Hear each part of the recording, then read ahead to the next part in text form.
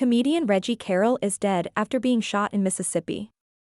Those words landed like a heavy stone in the hearts of everyone who had ever known him, seen him perform, or laughed at one of his countless jokes. For the people who had shared a stage with him, for the fans who had waited after shows to get a picture or a handshake, and for the family who loved him far beyond the lights and the laughter, this tragedy has created a silence that feels impossible to fill. Reggie's story was one defined by humor, resilience, and human connection, and now, cruelly, it is one that has been cut short. Law enforcement says the fatal shooting went down on Wednesday in South Haven, Mississippi. Police officers received the call that something terrible had happened, a report of shots fired, and they responded as quickly as they could. When they arrived, they found Reggie lying there, suffering from gunshot wounds that were already threatening to claim his life. Witnesses said the scene was both chaotic and heartbreaking. Here was a man who had spent years of his life bringing laughter and joy to so many people, now fighting for his own survival on a cold street. Officers and first responders did everything in their power to keep him alive. They administered life-saving techniques, desperately trying to keep his pulse, trying to will his heart to keep beating. But despite their efforts, despite the urgency of their response and the skill of those who tried to help, Reggie's injuries were too severe. In the end, he could not be saved.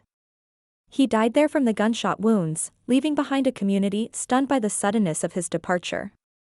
South Haven police moved swiftly. They confirmed later that they had a suspect in custody. A person had been arrested and charged with murder in connection to Reggie's shooting death. For some, that news was a small measure of relief, that at least justice would be pursued, that someone would be held accountable for a crime that made no sense. But no arrest, no courtroom outcome, no sentence could undo the damage. No legal proceeding could give Reggie back to the people who loved him. The loss was permanent, the hole left in their lives unfixable. Reggie was 52 years old.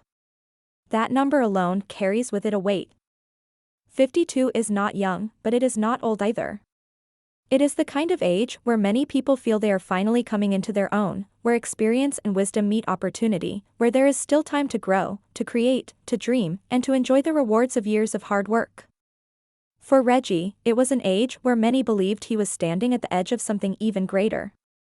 He had already carved out a reputation as a comedian who could light up any room, but friends, colleagues, and fans alike thought his best days were still ahead of him. To be taken at this point, to have his story end just as it seemed like it might reach a new chapter, has left people not only sad but bewildered. Those who worked with him knew him as much more than just a man who told jokes on a stage. They knew him as a friend, a brother in comedy, a confidant, and someone who was always willing to extend a hand to others. In the cutthroat world of stand-up, where competition is fierce and egos can run high, Reggie was remembered as someone who broke through that with kindness. He understood how difficult the grind could be, how painful it was to bomb in front of an audience, how lonely the road felt sometimes, and because of that, he was the guy who would lean over to another comic after a rough night and say, "Keep going. It gets better. Don't stop." He was a source of encouragement, the type of presence that helped people find their footing again when they doubted themselves. He loved the stage, and the stage loved him back.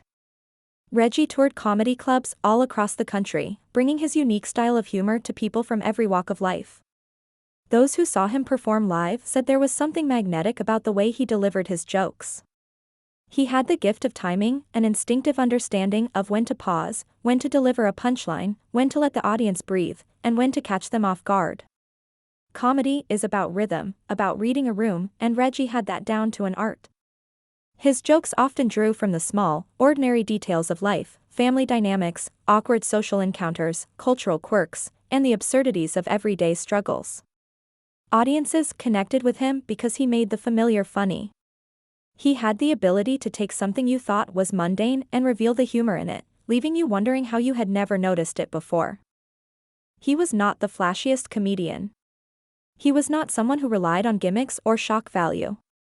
Instead, he built his reputation on authenticity. People trusted him because he was real. He would share stories that could just as easily have been theirs, and in doing so, he reminded people that humor exists in the everyday, in the shared experiences that tie us together. That was part of his genius. He didn't need to pretend to be anyone else. He was Reggie Carroll, and that was enough. One of the most moving tributes came from Monique, the Academy Award-winning actress and comedian who spent time with Reggie during comedy tours. Monique spoke of how every memory she had with Reggie was rooted in joy, how he had a way of lifting spirits even when everyone was exhausted from long nights of travel and shows. Touring life is grueling: airports, buses, hotel rooms that all start to look the same, and the pressure to walk onto a new stage every night and be brilliant again and again. It wears down even the strongest performers. But Monique said Reggie never let the grind take away his spark. Instead, he brought light into those moments, cracking jokes backstage, starting conversations that turned into laughter, and reminding everyone around him why they fell in love with comedy in the first place. In the days after his death, social media filled with tributes from fans and fellow performers alike. People shared clips of his sets, telling stories about the first time they heard him perform or about how his jokes had gotten them through tough times. Some said they went to see him after losing loved ones, or after going through heartbreak, or when life felt heavy, and that for those precious minutes he was on stage, he gave them permission to laugh again. Others shared personal encounters, waiting outside the club to shake his hand, asking for a photo, and remembering how he never made anyone feel like a burden. He listened, he laughed with them, and he made them feel seen. For his fans, Reggie was not just a comedian, he was a person who offered kindness when he didn't have to. Comedy is one of the hardest jobs in entertainment. It requires a blend of vulnerability, intelligence, and resilience.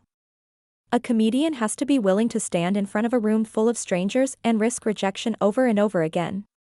They have to write, refine, and sometimes completely abandon material, chasing that elusive perfect reaction. Reggie understood that better than most. He spent years honing his craft, learning how to take the pain of life and turn it into laughter. Friends say that he often described comedy as a type of therapy, not just for the audience but for himself too.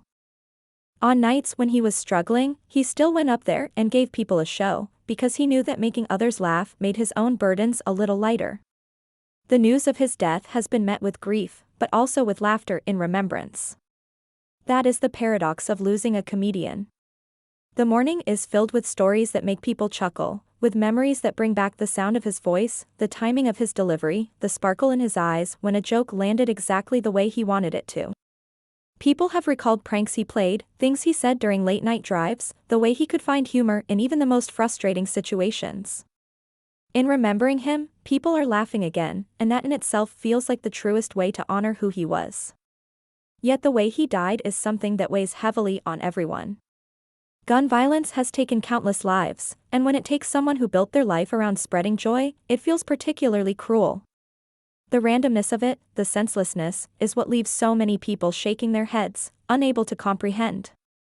How can someone who gave so much positivity to the world be taken away in such a violent and negative way? That question will linger for a long time, and it is one without an answer that can satisfy.